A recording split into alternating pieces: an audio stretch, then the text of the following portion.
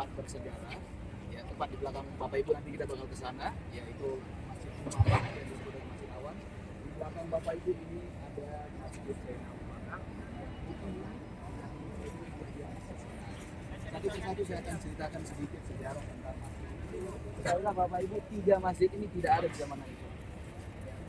Akan tetapi 3 tempat ini pernah dijadikan tempat sholat sama Nabi.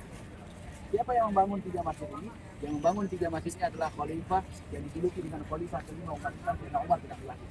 Sayyidina Umar bin Abdul Aziz mencari di mana tempat-tempat Nabi SAW pernah sholat. Kurang lebih ada 80 tempat. 80 tempat itu beliau bangun ke dunia mana. Terus kemudian apa sejarahnya tentang Masjid Gumamah ini terlebih dahulu Bapak Ibu? Masjid Gumamah yang disebut dengan Masjid Awan, dahulunya Nabi SAW pernah melakukan yang namanya sholat istisqa.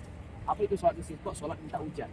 Ketika terjadinya pancaklik, ketika itu Nabi SAW dengan para sahabat berkumpul untuk melaksanakan sholat istisqa tersebut dengan para sahabatnya Nabi SAW. Jadi ketika Nabi SAW baru selesai melaksanakan daripada sholat istisqa tersebut, Nabi SAW dikerumuni dengan awan hitam yang siap menurunkan hujan. Makanya itulah disebut dengan Masjid Gumamah. Kemudian siapa yang membangun tempat itu menjadi monumen masjid? Yang membangun itu adalah Sayyidina Umar. Dulunya di zaman Nabi tidak ada masjid itu. Ya, tapi Nabi SAW pernah sholat di tempat. Pernah sholat di tempat. Ada dua lagi di belakang Bapak Ibu masjid. Yang satu masjidnya Sayyidina Abu Bakar, di belakang lagi masjid Sayyidina Ali. Kenapa dua masjid ini dinisbatkan atau dinamakan dengan dua nama sahabat Nabi SAW? Padahal tempat itu dahulunya Nabi SAW pernah sholat di sana. Diberikan nama Masjid Abu Bakar karena dulunya di akhir hayatnya Sayyidina Abu Bakar sering sekali banyak ibadah di tempat itu. Sampai ketika dibangun tempat itu dikasihlah namanya Masjid Abu Bakar. Begitu juga cerita dengan Masjid Sayyidina Ali. Dulunya di akhir hayatnya Sayyidina Ali banyak beribadah di tempat itu sampai diberilah nama ketika dibangun menjadi masjid dengan nama Masjid Sayyidina Ali. Ada apa sejarah tentang dua masjid ini? Para ahli sejarah mengatakan bahwasanya dahulunya Nabi SAW pernah melakukan daripada yang namanya sholat id tempat tersebut. Yang kita bertanya, kenapa Nabi SAW nggak sholat id di masjid sini aja? Kan ada masjid. Kenapa kok malah melaksanakan sholat id di luar masjid? Ya, karena hari id itu Bapak Ibu adalah hari farah, hari orang senang-senang, biar bisa kumpul perempuan yang lagi berhalangan, bisa kumpul anak kecil, bisa kumpul, semua bisa senang-senang karena hari orang senang-senang. Jadi Nabi SAW melakukan perkara itu di luar masjid.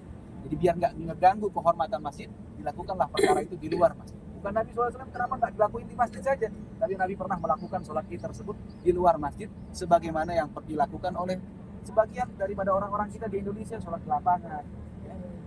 yang tidak sholat, yang sholat bisa kumpul di tempat tersebut. Kemudian di Masjid Gumamah ini Bapak Ibu, Nabi SAW juga pernah melakukan daripada yang namanya sholat gaib. Ya, sholat gaib apa itu sholat gaib? Menyolatkan orang yang sudah tiada, tapi jenazahnya nggak ada. Jadi dulu ada salah satu raja dari Afrika, namanya Raja Najasyi. Raja Najasyi ini sudah beriman sama Nabi SAW, tapi dia nggak pernah lihat Nabi SAW.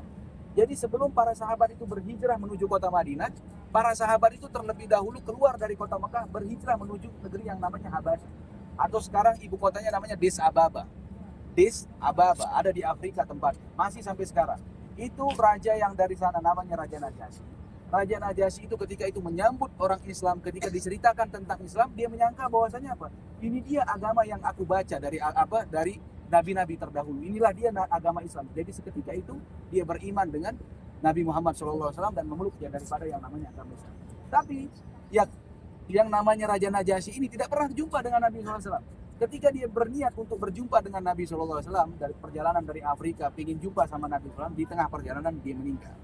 Raja Najasyi ini meninggal dan Nabi SAW mendengar meninggalnya daripada Raja Najasyi tersebut, sempat melakukan daripada yang namanya sholat gaib di tempat ini. Sempat melakukan yang namanya sholat gaib di tempat ini, di Masjid Gumamah ini, di tempat sholat gaib bersama para sahabat. Yang Bapak Ibu sering melakukan sholat jenazah, ya, setiap 5 waktu. Yang nantinya Bapak Ibu akan jumpa nanti juga di Masjidil Haram, setiap 5 waktu bakal ada sholat jenazah. Entah ada jenazahnya atau tidak ada jenazahnya, mereka sering melaksanakan daripada yang namanya sholat jenazah gaib ataupun ada jenazah. Mari Bapak Ibu kita mendekat, bisa mengambil dokumentasi, melihat sedikit tentang sejarah daripada masjid. Ini masjid ini 5 waktu dipakai untuk sholat. Tapi yang bisa masuk sholat cuma laki-laki saja. Kalau bapak-bapak pengen coba sholat 5 waktu di sini bisa. Ini pagi-pagi sekarang dibuka ya masjid utama itu. Tapi yang bisa masuk cuma laki-laki.